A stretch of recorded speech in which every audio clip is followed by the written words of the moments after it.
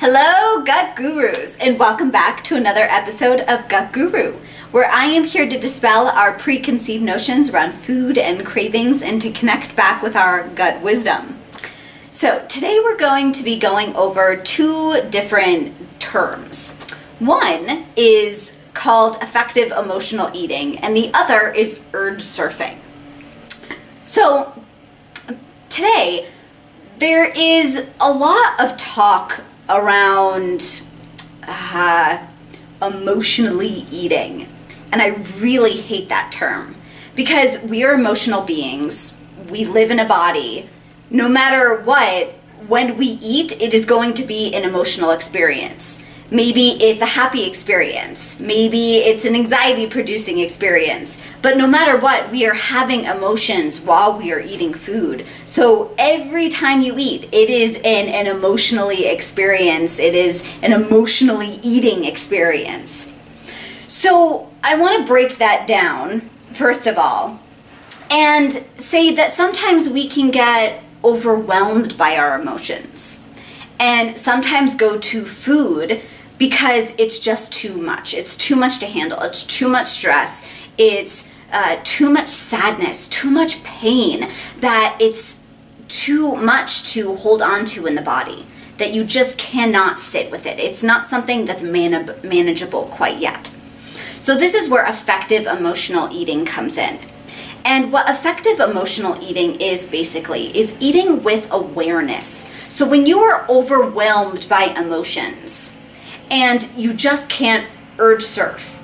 So urge surfing is when we surf the wave of cravings and see if they die out. So just like a wave doesn't keep getting bigger and bigger and bigger. Eventually it crests. Eventually it dies down and goes to a smaller wave, not a tidal wave. We're talking about a tidal wave, and hopefully eventually it'll go to a small wave. So that is basically what urge surfing is that when we have a craving come up, we ride that urge to go straight to the food. And then if it's just unbearable, that tiny little wave is actually turning into a tidal wave and it's just too big and you can't surf it, that's when effective emotional eating comes in. And that with effective emotional eating, you are choosing the food that you think will help you manage your emotion. Maybe it's chocolate, maybe it's something sugary, maybe it's something greasy or fatty or fried or whatever it is that during those moments you just go and reach for and stuff in your mouth. So we're taking that food and we're putting it on a plate or we're putting it in a bowl and we're sitting down with it.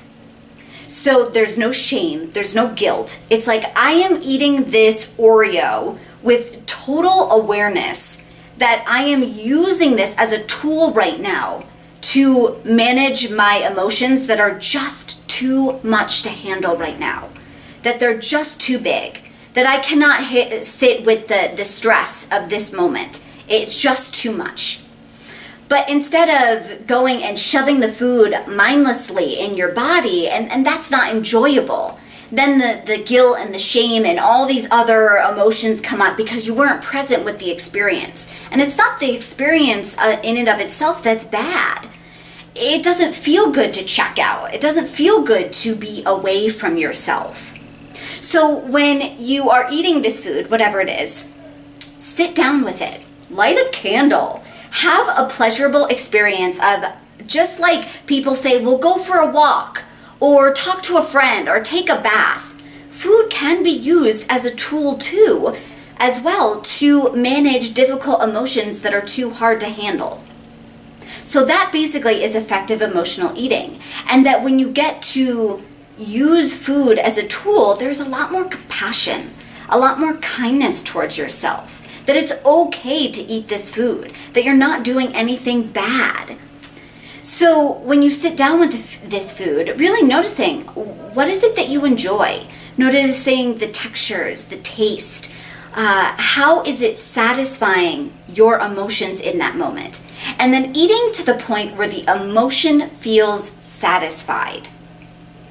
So if you are noticing that you are feeling both physically full, over full perhaps, and at the same time your emotional experience is not being satisfied quite yet, that is the time when it's like, okay, I need to step away from this food tool and choose something else.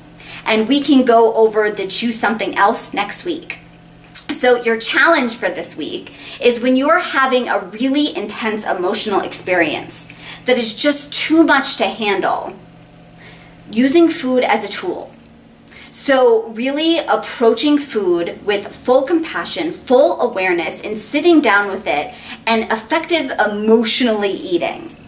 That when that emotion is too much to handle, you can use food. It's there for you to use as a tool to help soothe yourself. And then write to me.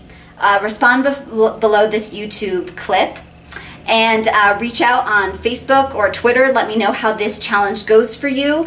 Good luck. If you would like to work with me one-on-one, I would love to work with you. Please email me at the email address on the screen, and I look forward to seeing you next week. All right, good luck, and I'll talk to you later. Bye.